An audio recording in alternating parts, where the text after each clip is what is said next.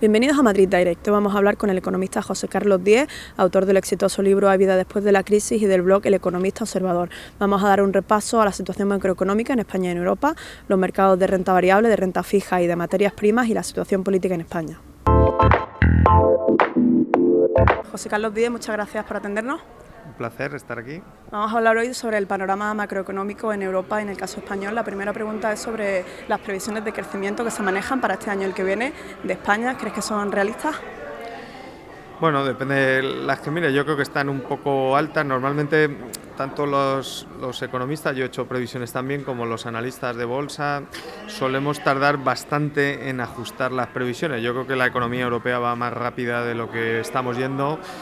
Antes del verano se hablaba de una recuperación fuerte en Europa y ahora estamos hablando de tercera recesión. Vamos a ver, es verdad que ha bajado el precio del petróleo, eso es bueno para Europa, y estamos viendo una depreciación del euro que también ayuda a las exportaciones, pero yo creo que eso va a mitigar la debilidad de la economía europea, pero no va a resolver los problemas de fondo. En el caso de las previsiones del gobierno español que manejaban su presupuesto, ellos estimaban una mejora del mercado de trabajo. ¿Tú crees que supuestamente pues mejorará un poco el consumo y los ingresos? ¿Tú compartes esa visión del mercado de trabajo español?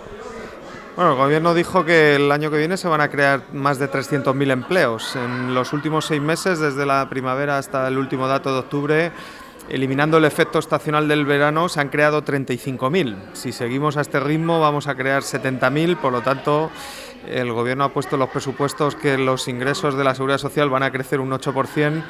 Bueno, nos lo tiene que explicar. Yo creo que sistemáticamente desde el año 2012 este gobierno ha hecho unas previsiones de ingresos demasiado optimistas y nunca se han cumplido. El año pasado cerró el presupuesto de 2013 con una desviación de ingresos de 15.000 millones menos de lo previsto, y yo estimo que este año cerraremos con una desviación de 10.000 millones menos de lo previsto, y el año que viene han tomado una decisión un poco electoral y totalmente política de rebajar el IRPF, por lo tanto la desviación del año que viene será mucho mayor que la del 2014. Una condición para esta mejora de la economía española que el propio gobierno reconocía era la buena marcha del resto de economías europeas, de los socios comerciales principales de España. ¿Crees que en el caso de Alemania, Francia e Italia sus problemas que tienen ahora irán a peor? Sí, sobre todo yo creo que hay que explicar bien esto, ¿no? Hemos estado diciendo que la reforma laboral había mejorado la competitividad y las exportaciones, y es mentira. Hemos tenido el peor comportamiento de exportaciones desde que se ha aprobado la reforma laboral de los últimos 5 años. De hecho, en 2010 y 2011 crecían a tasas del 10% y ahora están creciendo a tasas del 1, del 2%. No es un problema español.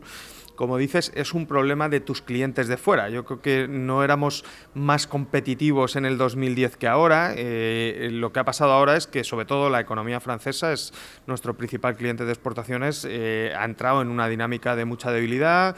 La economía alemana, aunque dicen que está mejor, es verdad que tiene una tasa de paro más baja, sus importaciones no crecen, por lo tanto nuestras ventas en Alemania tampoco van bien. Y luego España y las empresas españolas habían intentado buscar fuera de Europa clientes, y habían encontrado muchos clientes en países emergentes, sobre todo América Latina, Oriente Medio, el norte de África. Eso estamos viendo que también se ha parado. Ahí la caída del precio de las materias primas ha frenado la demanda en países emergentes, y ese componente de crecimiento de exportaciones que habíamos encontrado también se ha parado. Por lo tanto, no es previsible que lo de emergentes vaya a mejorar, incluso puede empeorar. Estamos viendo muchos problemas en Brasil, en Turquía, en Sudáfrica.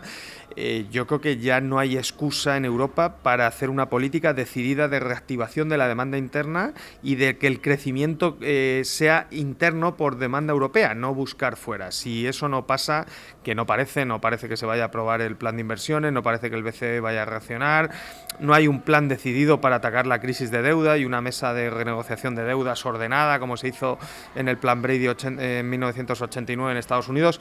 Si eso no pasa, yo creo que el escenario de Europa el año que viene va a ser muy complicado. No sé si una grave crisis, pero evidentemente un escenario de estancamiento con una tasa de paro del 24% en España ya es un mal escenario. ¿Cómo valoras el debate en torno a la política del Banco Central Europeo? ¿Crees que le vendría bien a Europa un QE al estilo de la Fed ahora que el tapering ha terminado? Bueno, yo creo que se sobrevalora la capacidad del BCE para resolver la crisis y de Mario Draghi en especial. Yo creo que el Banco Central tiene un papel determinante y tiene que actuar, pero no es el que consigue reactivar el empleo y el crecimiento y la renta de las familias y de las empresas. Lo que pasó en Estados Unidos en el año 2009 es, primero, un plan de saneamiento financiero muy potente con 700.000 millones de dólares para sanear principalmente el sistema bancario, pero se sanearon más cosas como aseguradoras y otras cosas. Dos, un plan de estímulo fiscal de 700.000 millones de dólares, y cuando ese estímulo fiscal aumentó la deuda pública, para evitar una subida de los tipos de interés y una apreciación del dólar, lo que hizo la Reserva Federal es comprarse los bonos. Entonces mantuvo bajos los tipos de interés y débil el dólar, y eso favoreció la recuperación. Yo creo que en Europa el QE tiene que ser lo último.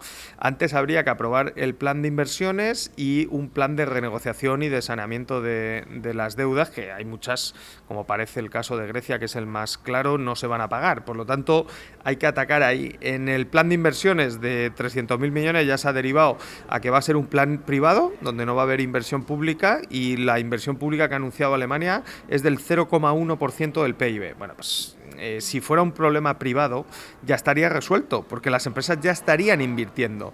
El problema de la deflación y del estancamiento europeo es que no hay rentabilidad en las inversiones privadas, y por eso es necesaria la intervención pública para hacer proyectos y obras. No tiene por qué ser todo infraestructura de cemento, puede haber política industrial, política tecnológica, mejora de eficiencia energética, ¿no? Remodelación de edificios. Bueno, hay muchas políticas para hacer, y sobre eso, cuando reactivas la demanda de empleo, ahí empieza otra vez el flujo de la renta, empieza el consumo, y ahí se engancha el sector privado y ya empieza un ciclo de inversión privado.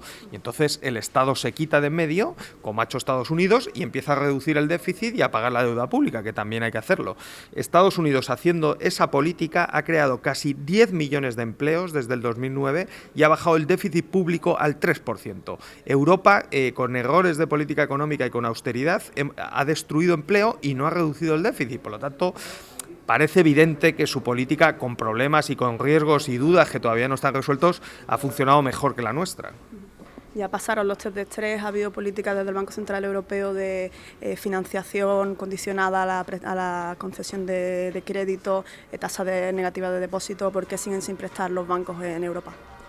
Bueno, es una gran pregunta, es un enigma, ¿no? Lo que nos había dicho el propio Draghi y el Banco Central Europeo es que él tenía que hacer una política de compra de bonos y cuantitativa porque el canal bancario no funcionaba, había fragmentación financiera, y porque él mismo había dicho en muchos informes que faltaba solvencia en la banca. Bueno, de repente el BCE se hace cargo de la supervisión y hace un stress test donde prácticamente toda la banca europea, salvo algunos casos excepcionales, no solo aprueba, sino saca sobresaliente, ¿no? En España hemos visto 9 y 10, ¿no? Bueno, pues si en España los bancos están tan solventes, ¿por qué el crédito a empresas está cayendo prácticamente un 10% y solo España explica el 50% de la caída del crédito de toda la eurozona? Bueno, a mí como economista me lo tienen que explicar. Lo que decimos los economistas es, y lo que dice el Fondo Monetario Internacional, es que cuando la banca no tiene un nivel de capital suficiente, es cuando tiene miedo a prestar, y es lo que estamos viendo en toda Europa. Y lo que sabemos de Japón es que hasta que no resuelves la crisis bancaria y saneas el sistema bancario, pasó también en la Gran Depresión, que se tardó 4 años en hacer un plan de saneamiento bancario, no consigues liberar el canal del crédito y reactivar con fuerza el crecimiento y el empleo, para dos cosas: para bajar la tasa de paro, que genera mucha pobreza y mucho infelicidad, como está generando, y dos, para parar el crecimiento de la deuda, que en España y en muchos países europeos sigue siendo explosivo. Muchas gracias a José Carlos Díez por atendernos. A ustedes les despedimos hasta la próxima edición de Madrid Direct, aquí en Dukascopy TV.